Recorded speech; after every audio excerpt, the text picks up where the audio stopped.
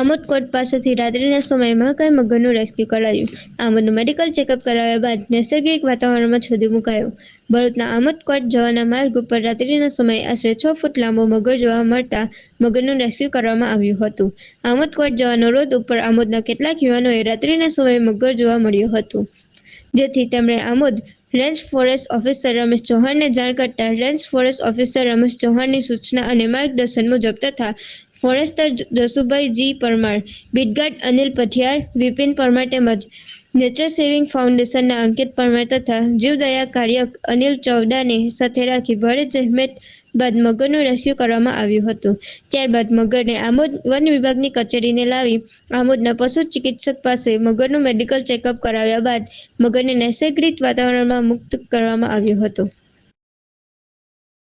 આમોદ ખાતે આવેલ કોર્ટ પાસે રાત્રિના સમયની અંદર મગર આવી ચડેલ, જે સ્થાનિક રહીશો દ્વારા range forest officer Ramesh Chauhan સાહેબને જાણ થતાં તેમની સૂચના અને માર્ગદર્શન હેઠળ રાઉન્ડ ફોરેસ્ટર સાહેબ જે પરમાર સાહેબ, હું અનિલ પડિયાર, વીપીએન પરમાર, નેચર ફાઉન્ડેશનમાંથી અંકિતભાઈ પરમાર, અનિલ ચાવડા તથા લોક સહકાર મેળવી મગરનું રેસ્ક્યુ કરવામાં આવેલું, જે પશુ ચિકિત્સક શ્રી દ્વારા સારવાર હેઠળ